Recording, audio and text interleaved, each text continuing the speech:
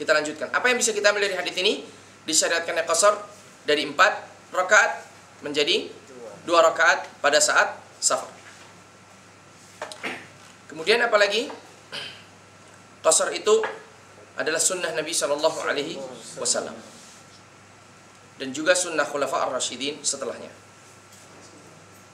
Kemudian qasar yang berlaku pada safar bukan hanya pada safar saat haji saja, tetapi berlaku secara umum. Baik saat haji, baik saat jihad, baik saat safar ta'ah karena ketaatan, ya. Dan sebagian para ulama memasukkan safar mubah. Safar mubah seperti seandainya seseorang rekreasi. Ini safar mubah. Safar ta'ah contohnya adalah dia mendatangi Masjid An-Nabawi. Dari Indonesia pergi umrah, mampir atau berniat untuk berziarah ke Masjid An-Nabawi, bukan ke kuburan Nabi Shallallahu Alaihi Wasallam. Adapun sesampainya di sana, boleh bagi seseorang untuk mengunjungi kuburan Nabi Shallallahu Alaihi Wasallam dan mengucapkan salam kepada beliau dan juga kedua sahabatnya. Ini safar ta'ah. Kalau safar mubah tadi sudah kita sebutkan.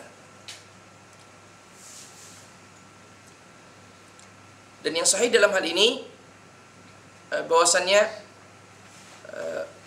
kesemua jenis safar di atas diperbolehkan bagi seseorang yang melakukannya untuk melakukan qasar.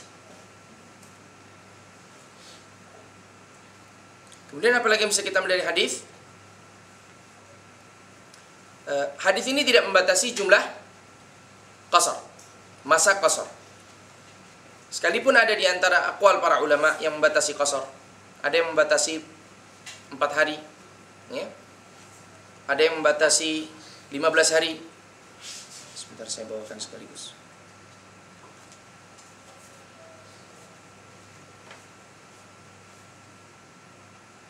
Nah, maka kesemua batasan tersebut tidaklah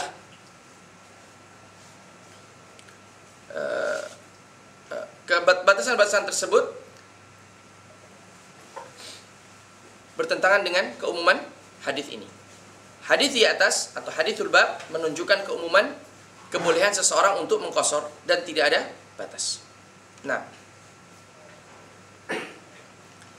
di sini kita bacakan wakila idza qama 15 yawman.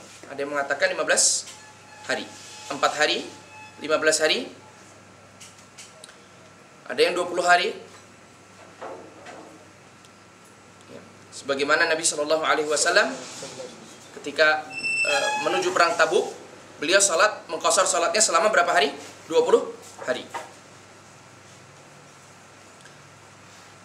Dan di sini ketika syari' Allah Subhanahu Wa Taala dan Rasulnya Shallallahu Alaihi Wasallam tidak membatasi masa qasar, maka kebolehan qasar ini, kebolehan mengqasar salat ini berlaku tidak terbatas dan dikembalikan kepada urf. Seperti halnya perbuatan ihsan, ketika Allah Subhanahu wa taala memerintahkan kaum lelaki untuk berbuat baik kepada istri, wa ashiruhunna bil ma'ruf. Di sini syari' tidak membatasi ma'ruf yang ada di dalam ayat tersebut, maka batasan ma'ruf dikembalikan kepada urf. Manakala dalam negeri tersebut dikatakan seseorang telah berbuat baik kepada istrinya dengan kategori ini dan ini, maka kategori itu berlaku. Sehingga ihsan terhadap wanita di Saudi berbeda dengan ihsan wanita di mana? Di Malaysia. Ya, ihsan kepada wanita di Malaysia berbeda dengan ihsan para wanita di Indonesia. Ya, tersisa masalah apabila terjadi kawin silang. Ya. Nah, kemudian ada beberapa masalah lagi, diantaranya seorang musafir sholat di belakang mukim.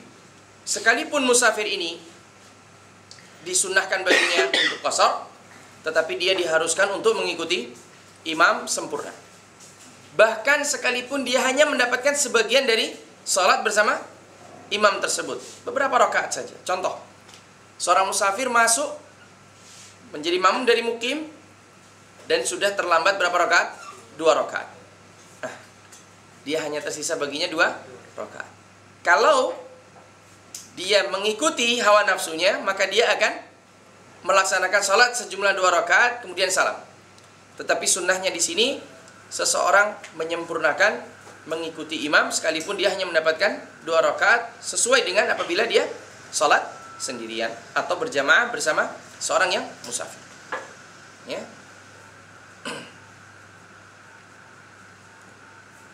Hal ini berdasarkan riwayat dari Ibn Abbas ketika dikatakan padanya ma balul musafir yusalli raka'atain fi halil infirad wal arba'an fil itimam.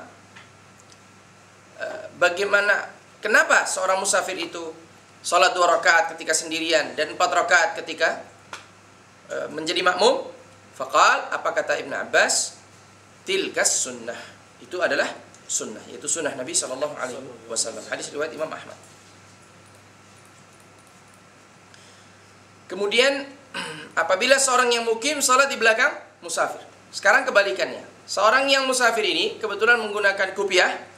Kupiahnya kupiah haji. Sebab biasa orang kampung kupiahnya warna hitam. Tempat kita ya, di Malaysia sama saja. Ada hitam, putih sama saja. Tapi di Indonesia sedikit orang yang berani menggunakan kupiah putih. Biasanya orang yang sudah pergi haji baru berani menggunakan kupiah putih. Nah, biasa katakanlah seorang musafir pakai jubah katakanlah seperti Akhi Yusuf. Kemudian menghadiri masjid. Semuanya orang-orang di situ semuanya menggunakan kaos. Tentu yang akan dipilih untuk menjadi imam adalah Akhi Yusuf. Ya. Terlebih menggunakan kupiah haji. Ya. Tambah lagi namanya Yusuf. Masya Allah. Maka dia akan dipilih menjadi seorang imam. Kebetulan dia seorang musafir. Apa yang harus dilakukannya? Dia mengatakan pada makmum, wahai makmum, saya musafir. Kalau kalian sholat bersama aku di belakangku, maka kewajiban kalian menyempurnakan sholat kalian menjadi 4 rakaat. Karena aku hanya melaksanakan sholat 2 rakaat. Dan ini disampaikan sebelum sholat itu dimulai. Allahumma apabila terlupa, hendaklah disampaikan ketika setelah salam. Dan ini boleh berbicara kepada seorang yang sedang salat ya, dalam rangka menyempurnakan salatnya.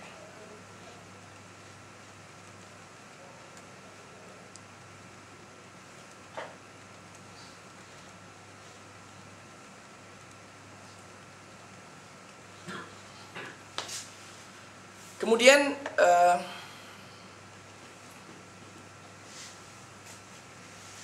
kita lanjutkan hadis berikutnya. Nah,